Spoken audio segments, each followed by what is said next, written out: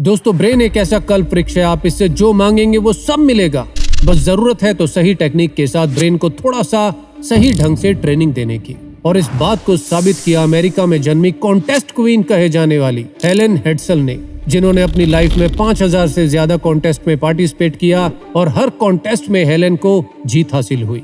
और उनकी इस जीत के प्राइजेस में शामिल थे अनेकों home appliances, cycle, camera, furniture, car, cash, देश विदेश की यात्राएं और यहाँ तक कि 4300 वर्ग फीट का एक शानदार घर भी। जी हाँ, सुनने में असंभव लेकिन सच। और ये सब कोई संयोग मात्र या भाग्य से नहीं था। ये सब उन्होंने किया एक सही मैनिफेस्टेशन टेक्निक से, और जिस टेक्निक को उन्होंने नाम दिया SPEC, स्पेक मेथड। हेलेन, जिन्होंने अपनी इस अजीबोगरीब, अद्भुत और विलक्षण क्षमता पर 1971 में the name it and claim it नाम से एक बुक भी लिखी, जिस बुक में उन्होंने बताया कि पॉजिटिव बिलीफ, विजुअलाइजेशन, फीलिंग और एक्शन, ये वो 4 चीजें हैं जिनमें किसी भी विचार को वास्तविकता में बदलने की अद्भुत क्षमता होती है, और ये हर इंसान में मौजूद है। और स्पेक मेथड के जरिए हर इंसान केवल कॉन्टेस्ट ही नहीं बल्कि अपनी लाइफ में बहुत कुछ मैनिफेस्ट कर सकता है। और आज इस वीडियो में आप जानेंगे हेलेन हेड्सल की वही सीक्रेट थ्योरी, वो मैनिफेस्टेशन टेक्निक या शायद एक आर्ट जिसका इस्तेमाल कर हेलेन ने अपनी लाइफ में 5000 बार अपने विचारों को वास्तविकता में बदलकर एक अनोखा ही अद्भुत रिकॉर्ड बना डाला। स्पेक मेथड को समझने से पहले आपको जानना होगा हेलेन के इस अद्भुत सफर के कुछ खास हिस्सों को।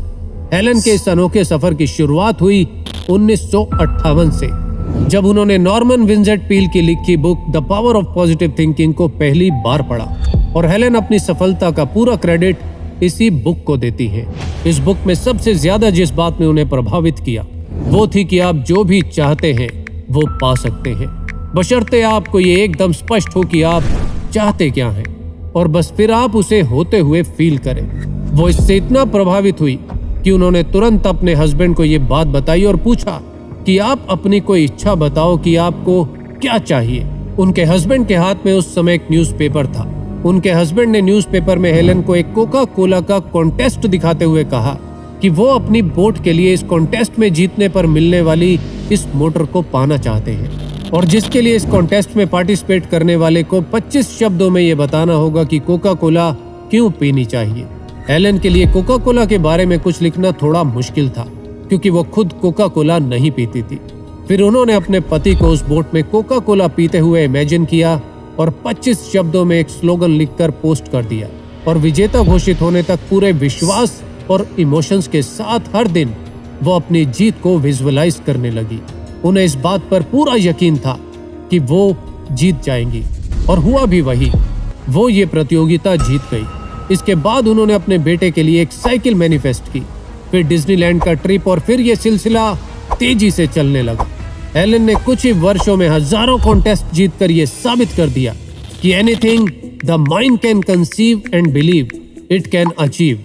ऐसा एक भी कॉन्टेस्ट नहीं था जिसमें हेलेन ने कभी पार्टिसिपेट किया हो और वो उस कॉन्टेस्ट में कुछ भी जीती ना हो।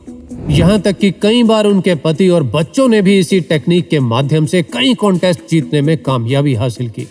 ऐसा ही एक बड़ा ही इंटरेस्टिंग किस्सा भी है।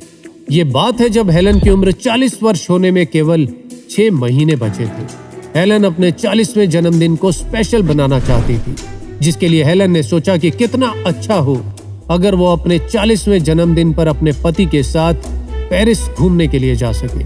बस फिर क्या था, हेलेन ने अपने इसी विचार को वास्तविकता में मैनिफेस्ट करने का संकल्प ले लिया। हेलेन बताती हैं कि उन्हें इस बार ये बिल्कुल मालूम नहीं था कि उनकी ये इच्छा किस कॉन्टेस्ट के माध्यम से पूरी होगी, या उन्हें कहीं से इतना कैश प्राइज मिलेगा कि वो अपना जन्मदिन अपने हस्बैंड के साथ पेरिस में मना सकें। उनकी इस इच्छा को पूरी करने का माध्यम क्या होगा, ये काम हेलेन ने यूनिवर्स पर छोड़ दिया। हेलेन के पास 6 महीने का समय था। हेलेन ने हर दिन पूरी फीलिंग के साथ खुद को पेरिस में अपने पति के साथ साइडवॉक कैफे में बैठे वाइन पीते हुए और वहां पेरिस में घूमते हुए विजुअलाइज करना शुरू कर दिया। और हेलेन अपनी बुक में लिखती हैं कि इंटरेस्टिंग बात यह थी कि मैं खुद को पक्का यकीन दिला चुकी थी कि मैं 100% अपने पति के साथ पेरिस जा रही हूँ। उन्हीं दिनों हेलेन ने 2 ऐसे कॉन्टेस्ट में पार्टिसिपेट किया जिसमें जीतने पर या तो यूरोप का ट्रिप मिलने वाला था या फिर इतना कैश कि वो आराम से पेरिस जा सके, और साथ ही वो अपनी प्रैक्टिस करती रही। हेलेन को इनमें से एक कॉन्टेस्ट में तीसरा स्थान हासिल हुआ, जिसमें first prize trip to Paris था। लेकिन ऐसे में भी वो निराश नहीं हुई। उनका विश्वास जरा भी डगमगाया नहीं, क्योंकि उनका मानना था कि परिणाम में देरी जरूर हो सकती है, लेकिन फेलियर नहीं। और कुछ ही दिन बाद दूसरे कॉन्टेस्ट में उन्होंने एक व्यक्ति के लिए first class trip to Venice जीता। यानी कि दोनों ही कॉन्टेस्ट में उन्हें पेरिस का ट्रिप नहीं मिल पाया। लेकिन हेलेन अभी भी निराश नहीं हुई थी, क्योंकि हेलेन ने खुद को हमेशा 1 जून को ही पेरिस में देखा था, जो उनकी बर्थ डेट थी, और उसमें अभी 1 महीना बाकी था।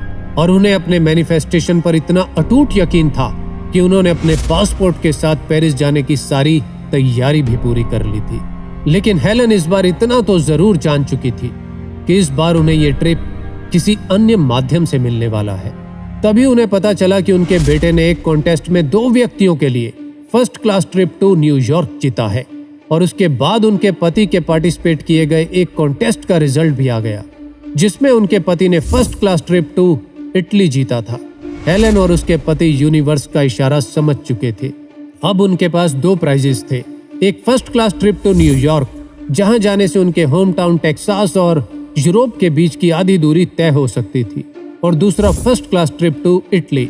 उन्होंने रिक्वेस्ट कर दोनों फर्स्ट क्लास टिकट्स को टूरिस्ट क्लास टिकट्स में कन्वर्ट करवा लिया, और उन्हें इसके साथ ही कुछ कैश रिफंड भी मिल गया।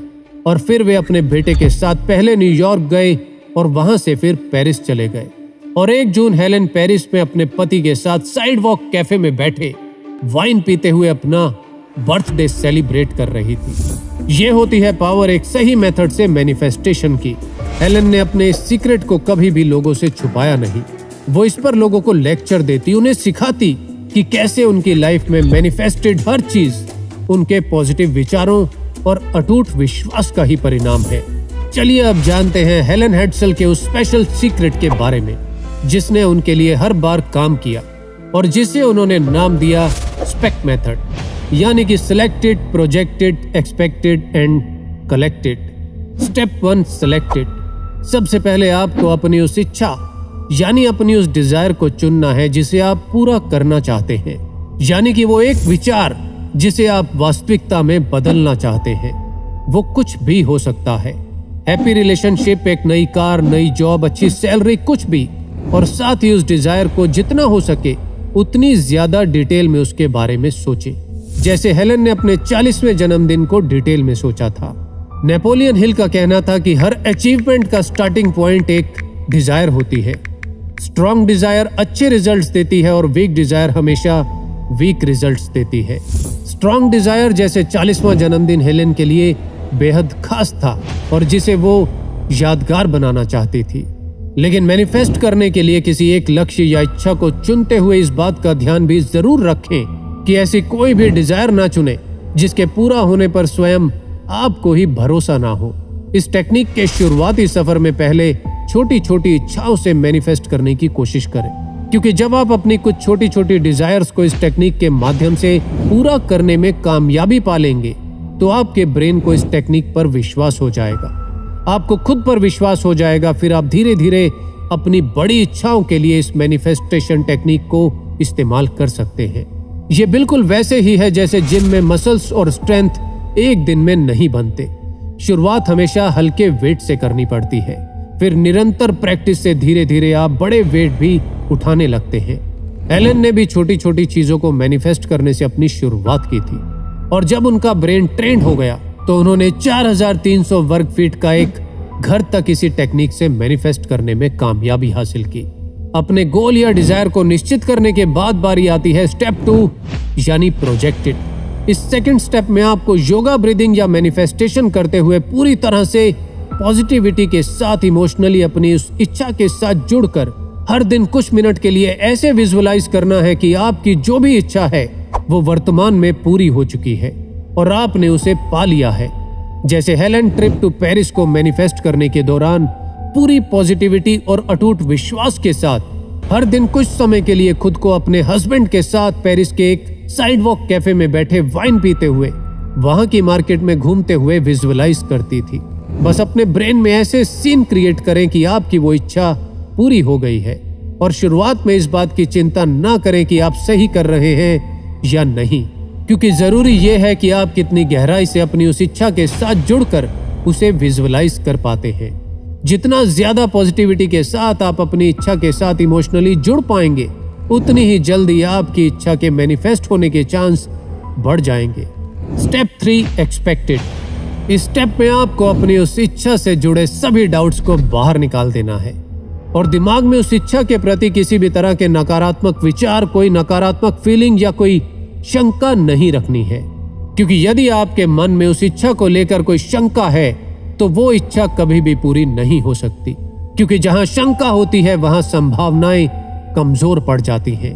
आपको अपने डाउट्स के साथ डील करना आना चाहिए और अपने ब्रेन में अगर मगर या नेगेटिव विचार, डाउट्स और ऐसे प्रश्न ना आने दें कि आखिर ये होगा कैसे, लेकिन खुद से जबरदस्ती भी ना करें।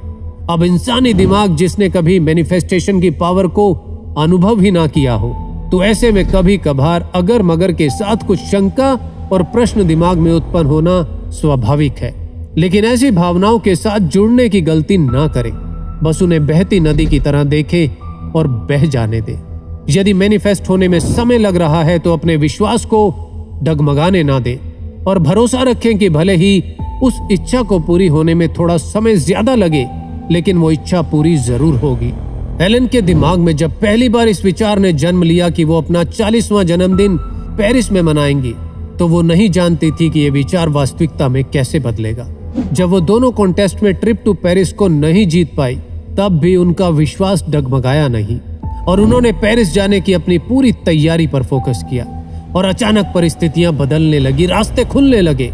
एलन कहती हैं कि ये बिल्कुल वैसे ही है जैसे आपने किसी चीज का ऑर्डर कर दिया है और वो आपको मिलेगी ही मिलेगी, बिना किसी शक के।